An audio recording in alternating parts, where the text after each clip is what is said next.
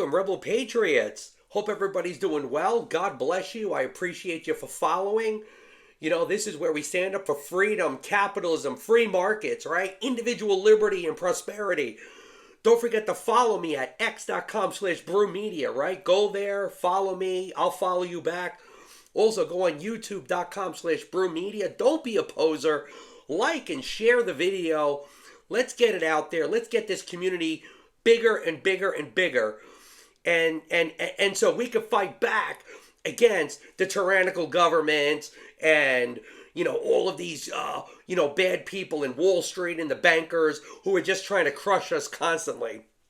So anyway, I wanted to go over the auto industry because the auto industry is flashing some really major warning signs in the U.S. economy. And you're not seeing, Fox Business, CNBC, Bloomberg TV, they're not really talking about it. And so I wanted to go over this market because this really affects everybody. And what I believe is we might be heading towards a real automotive crash. And really what is causing it, it's thanks to all the loose monetary policies created by the Federal Reserve and all the bad paper that Wall Street has been buying up. And that bad paper is called subprime loans. Now, if that sounds familiar, it's because it was the subprime loans that blew up in the housing market in '08.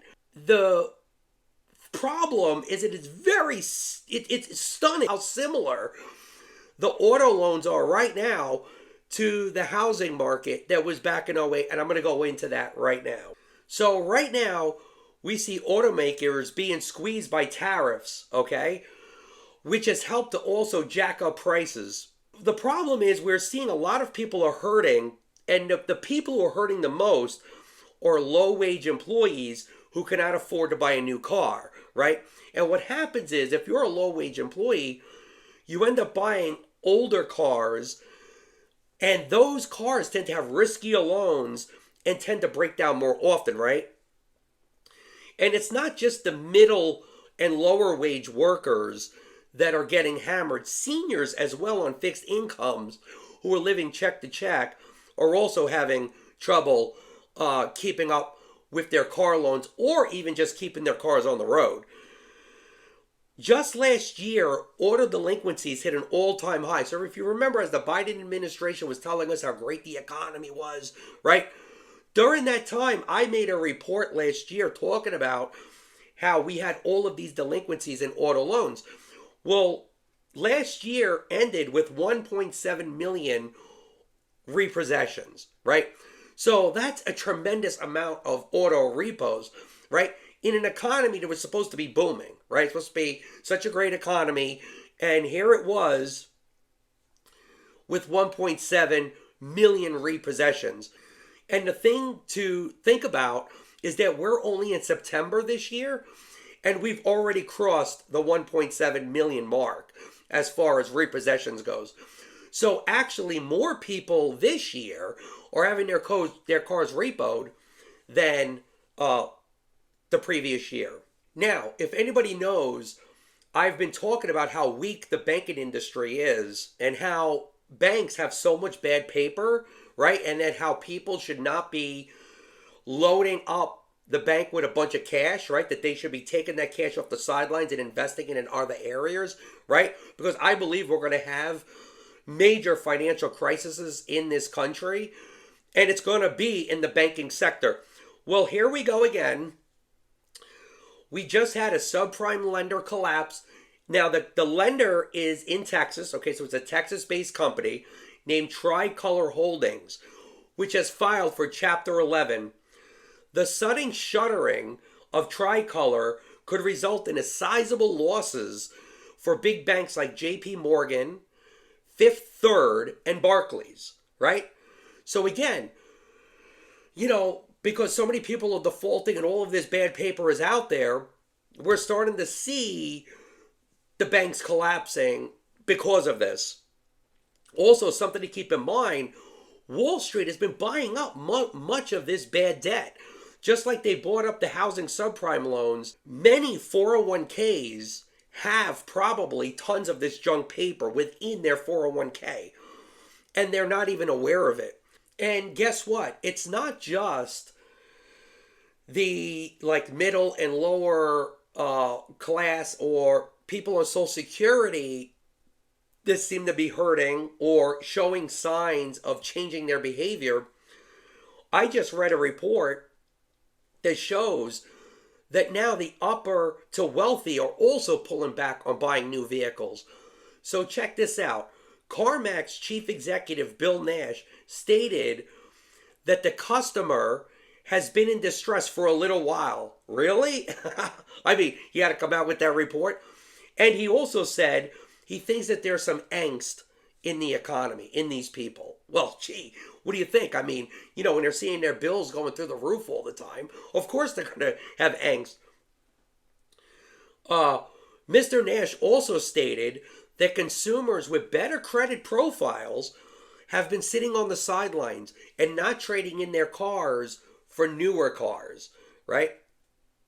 And see, what he sees is a huge downtick in this demographic of buyers. So just think about it, right?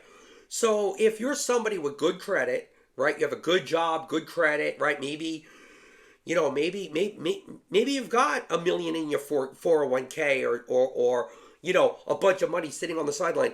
The fact that those people are now sitting on the sidelines tells you a few things.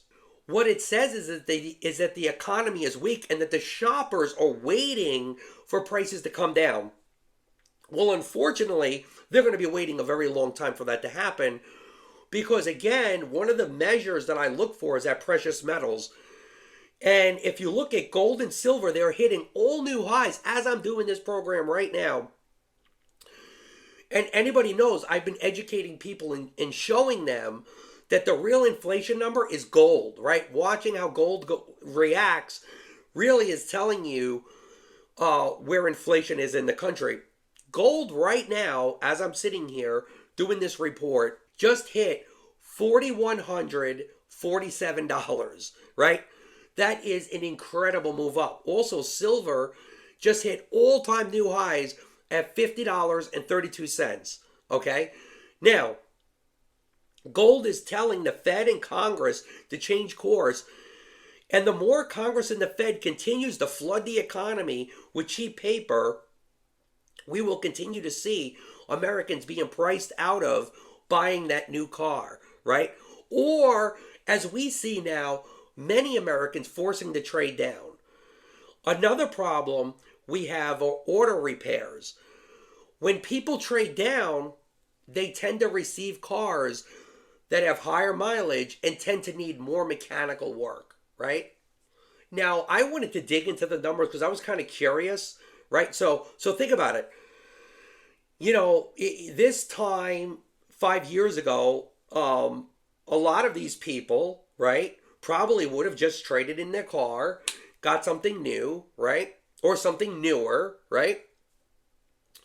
But as you keep those old cars, or as you buy used cars with high mileage, right, you have to put your car in the shop, right? So I was looking underneath the hood at the numbers, and so to send your car to the shop has increased significantly over the past few years. The cost to fix your car, now check this out, has gone up 15% this year alone, okay? And over 35% since 2020, right? So when they're telling you, oh, inflation's only, 2.9%, well, it's not that way in the automotive world, right? If you're trying to get your car fixed, right, it's 15% this year alone and 35% since 2020, right? And that's why I've been reporting that the dollar has lost over 30% purchasing power since COVID, right? And what it is, the government's lying about those numbers, and I have been highlighting that, for a long time now. That increase that I just gave you does not include auto parts. Auto parts have risen since 2020. Now check this out, another 45%, right? So now think about it, right? We aren't even talking about fuel or insurance, right? This is why we're seeing so many defaults, because people's wages and social security checks aren't keeping up with the real cost of living, right? And, right now, we see Congress going back and forth, and now I see Republicans are starting to cave on, allowing some of Obamacare's subsidies to expire. Like now they're going to allow them to stay possibly a little bit longer. It doesn't matter. It doesn't even matter where you fall on it. If you like the ACA, if you don't, right? Right now, if the Republicans pass their budget, their CR, it adds $2 trillion to the deficits. If you go with the Democrats, which it looks like now we're leaning that way, we're going to add $3 trillion to the deficits. And what this does, okay, is this adds more fuel to the fire, right? This is more fiscal and monetary methadone, right, to overinflate all of these markets. And so now, basically, we're injecting all of this monetary heroin into the economy. And, the auto buyer, he's going to die on the table. He can't afford it, right? He can't afford prices to go up anymore. But yet Congress and the Fed, they don't know how to tell the American people that the party's over, right? It's done, right?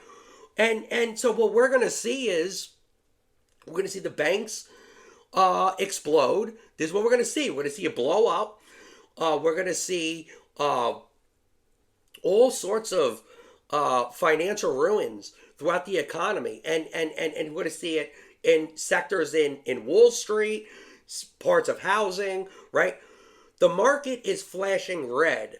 And so I'm trying to educate people and tell them how to protect themselves. And I'll do that more on my next video, or maybe the next one after that. Because I've talked a lot about gold and silver and mining stocks recently, and I wanted this video to be something a little bit different. But we have to recognize that part of the reason why we're seeing all of these defaults in auto loans is because the American consumer is sick, right? And the last thing they need is to overdose on more monetary and fiscal heroin.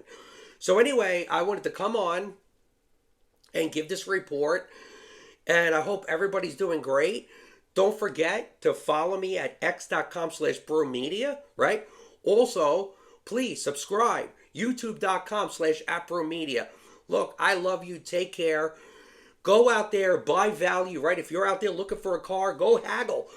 Go do whatever you got to do, right, to get that price down. But most importantly, and I want to speak to the younger buyer out there, don't be ignorant. Don't just look at the payment.